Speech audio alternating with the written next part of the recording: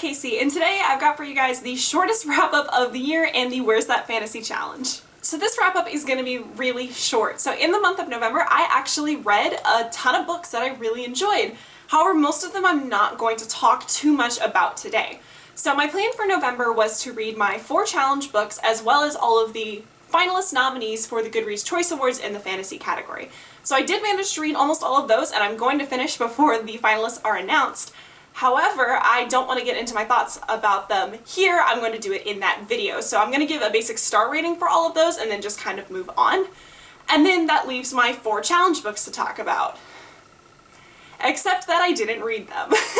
So my 4 challenges are normally a backlist title, so a title I've had for over a year, a new release, so something that was released in the last 12 months, a nonfiction, and a poetry collection or short story. So as far as new releases go, I've read a ton of them, but they're all going to be talked about in that other video. As far as backlist title, that is the one I actually managed to read. Poetry collection I started but didn't finish because I really wasn't liking the one that I was reading, and then I just did not start my nonfiction book. So total I ended up with 3 5-star books, 3 4-star books, and 2 3-star books.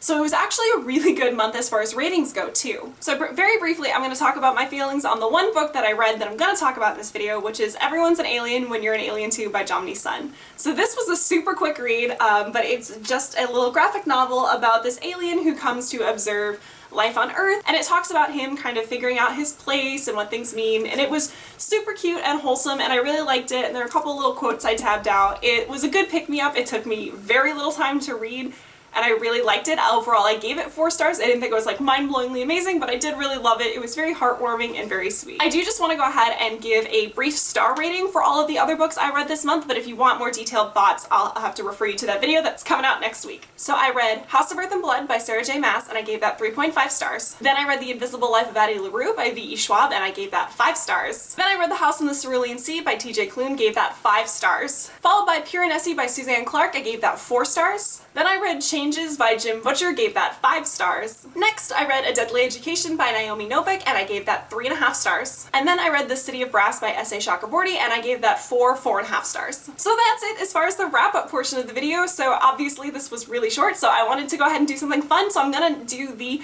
Where's That Fantasy Challenge. So I will link the original video down below, but this is just a really fun challenge, and there's kind of a timer going with it. So the goal is to just find a fantasy book that fits the question being asked and time yourself doing it. So I've got the prompts on my phone, I've got the timer on my watch, so let's go. Okay, so the first challenge is a book over 1,000 pages. Okay, the one I want to use is, of course, not in here. Way of Kings by Brandon Sanderson. I think it's 1,007 pages. Next is a book older than you. Okay, it's gotta be a fantasy book. I know I have several. Hobbit. Lord of the Rings? Doesn't matter. Okay. Hobbit's super old. Copyright, where are you?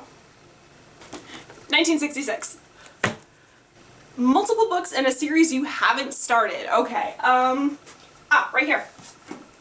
The Blade Itself by Joe Abercrombie. I haven't started the First Law trilogy. I have the entire First Law trilogy. A Weapon on the Cover. Okay. A Weapon on the Cover. Poppy War by R.F. Kuang. I am destroying my bookshelves. Okay. A Myth or a Retelling. Oh shoot.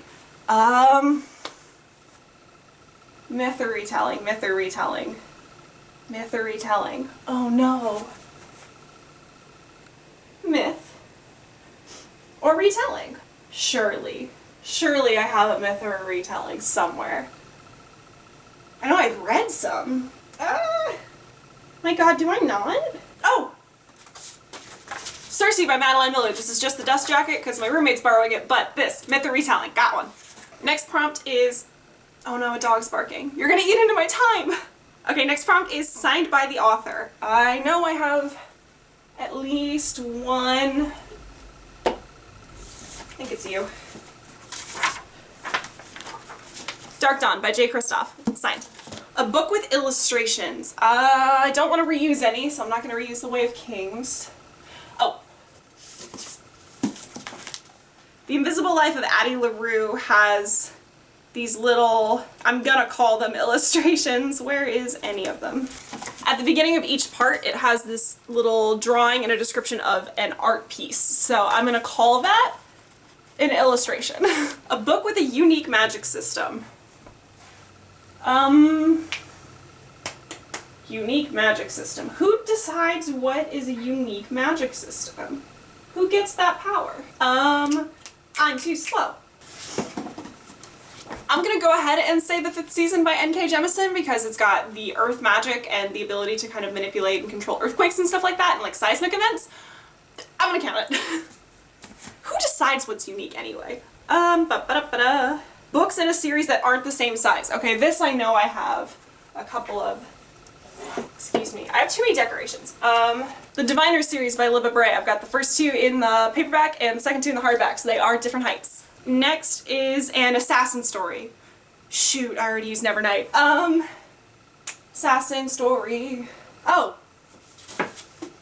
I guess Assassin's Apprentice by Robin Hobb would probably count, huh? Oh, I skipped a question. Features a bastard child or lost heir. Shoot, that's what I should have used Robin Hobb for. Bastard child, lost heir.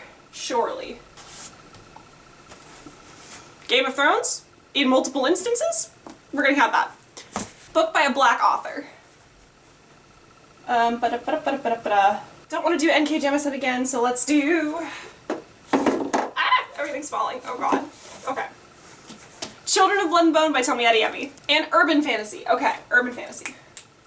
Urban fantasy. I have The City We Became. Do I have anything else? No, we're using it again. Okay. The City We Became by N.K. Jemisin. I am going so slowly. A special edition. Special edition. Maybe this counts? This is like the 10th anniversary edition of American Gods by Neil Gaiman. I also have the fancy edition of collection of H.P. Lovecraft, so one of these surely counts. Book that features dragons. Oh, I've already used my dragon books. Dragons. Oh, right here. Priory of the Orange Tree. Blech. Priory of the Orange Tree by Samantha Shannon. Almost done. Multiple copies of the same book. No. I don't, but... Oh, I have an idea. Strange the Dreamer by Laini Taylor? Kind of. One of these is my copy and one is my roommate's copy. That's the closest I can get. An underhyped book. Underhyped book. Honestly, I'm gonna go with Inkheart by Cornelia Funke. I haven't read these in years, so they might be terrible, but these were like my favorite series as a kid, and I've pretty much never heard anyone talk about them, so I'm gonna say they're underhyped. A standalone. The Night Circus by Erin Morgenstern. Running out of time. One word title. Elantris by Brandon Sanderson. Last question. A book with a talking animal. Oh, I've used my animal books. Okay. Book with talking animal. There has to be one. Oh, hey. Chronicles of Narnia by C.S. Lewis. That's got one. And we're done. What's our time? 9 minutes. That's really bad. So that was not the fastest time that I've ever seen.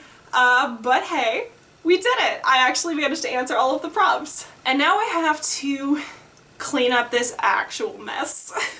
Well, I guess that's all I've got for you guys today. If you want to follow what I'm reading, I have a link to my Goodreads in the description below. But other than that, I'll see you guys next time.